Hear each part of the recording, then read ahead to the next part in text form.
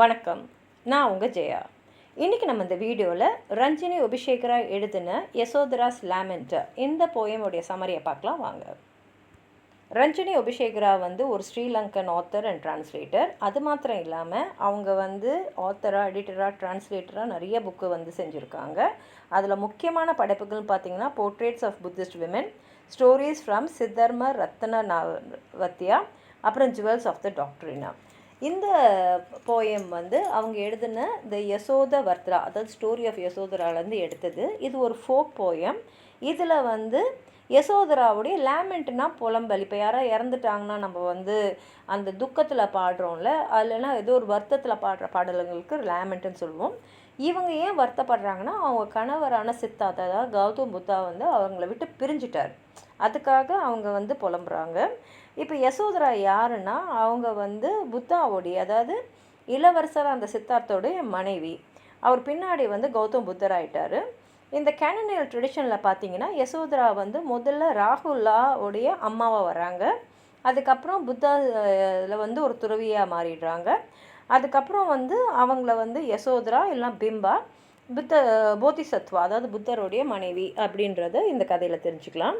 இப்போ போதிசத்வ சித்தாவுடைய பிறப்பு பார்த்திங்கன்னா அவர் ஒரு இளவரசராக பிறந்திருக்காரு, ஒரு ராஜ வாழ்க்கையை வாழ்ந்திருக்காரு. அதுக்கப்புறம் எல்லா விதமான வசதி, வாய்ப்பு, சந்தோஷம் எல்லாத்தையுமே திறந்துட்டு, மனைவி, அவருக்கு பிறந்த ஒரு குழந்தை, அதெல்லாம் கூட திறந்துட்டு இந்த துறவு வாழ்க்கையை அவர் மேற்கொள்கிறாரு. அதில் ஒரு காட்சி மட்டும் பார்த்திங்கன்னா இலக்கியத்திலும் சரி கலைகளிலும் சரி திருப்பி திருப்பி வரும். அது என்ன காட்சின்னா, போதிசத்வா துறவரம் மேற்கொள்றதுக்கு முன்னாடி அவர் மனைவியும் குழந்தையும் கடைசியாக பார்க்க போகிறது தான். அவர் பார்க்க வரும்போது பார்த்திங்கன்னா அழகான இந்த இளமையான யசோதரா தூங்கிட்டுருப்பாங்க. அதனால் அவர் பார்க்குறது தான் இலக்கியத்துலேயும் நம்ம கலைகளையும் பார்க்குறோம். பார்க்கும் போதே அந்த இளமையான ஒரு அழகான மனைவி அவர் பார்க்குறாரு. அதுக்கப்புறம் அவர் மனசுக்குள்ள தோணுது, இல்லை இதெல்லாம் நான் விட்டுட்டு போனாதான் நான் நினைக்கக்கூடிய அந்த புத்தாவாக மாற முடியும்னு.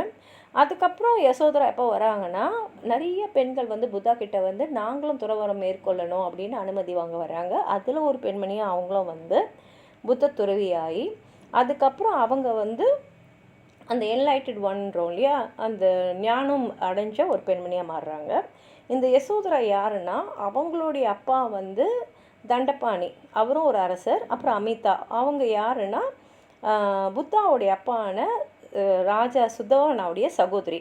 யசோதரா அவங்களுடைய கசன் தான். ஏன்னா மாமன் மகள், அத்தை மகள் அப்படி தான் வராங்க. மாமன் மகனான சாக்கியாவுடைய இளவரசனான சித்தார்த்தா 16 வயசு இருக்கும்போது திருமணம் பண்ணிக்கிறாங்க.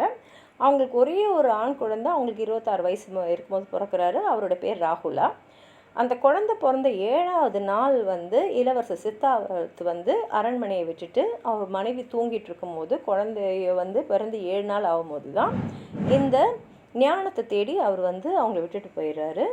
இதை அவங்களால திடீர்னு ஏற்றுக்கவே முடியல, மனசு ஒடிஞ்சு போயிடுறாங்க. மனசுக்குள்ள அவ்வளோ துக்கம் இருக்குது. அதை தான் அவங்க இதில் கவிதையாக எழுதியிருக்காங்க. இதில் அவங்களுடைய கணவர் அவங்கள விட்டு பிரிஞ்சது, அதுக்கப்புறம் ஏன் பிரிஞ்சாங்கன்றது அவங்களுக்கு புரியாமல் இருக்குது. ஏன்னா ஆரம்பத்துலேருந்தே அவருடைய தேடல், அதாவது அந்த புத்திசம்ன்ற தேடலுக்கு அவங்க துணையாக தான் இருந்திருக்காங்க. அப்படி இருக்கும்போது எனக்கிட்ட சொல்லாமலே ஏன் போனார்? ஏன்னா நான் எல்லாத்துக்குமே அவரோட துணையாக தானே இருந்திருக்கேன். அப்போ அவர் போகணும் அப்படின்னு முடிவு எடுத்ததை அவங்க ஏற்றுக்கிறதுக்கு அவங்க மனசை அவங்க எப்படி பக்குவப்படுத்திக்கிறாங்க? ஏன்னா அவங்க கணவரோட தேடல் ஒரு சாதாரண தேடல் இல்லை. மனிதர்கள் சாதாரண மனிதர்கள் மேம்பட்ட ஒரு தேடலாக இருக்குது. அதுன்றதை புரிஞ்சுக்கிட்டு அதை ஏற்றுக்கிற அளவுக்கு அவங்க மனப்பக்குவம் அடைகிற வரைக்கும் இந்த கவிதையில் அவங்க எழுதியிருக்காங்க. உங்களுக்கு ஏதாவது சொல்லணும்னு நினச்சிங்கன்னா கீழே இருக்கிற கமெண்ட் பாக்ஸில் எழுதுங்க. இந்த வீடியோ லைக் பண்ணுங்கள், உங்கள் ஃப்ரெண்ட்ஸோடு ஷேர் பண்ணுங்கள். சப்ஸ்கிரைப் பண்ணாதவங்களாம் ப்ளீஸ் சப்ஸ்கிரைப் பண்ணி சப்போர்ட் பண்ணுங்கள். நன்றி.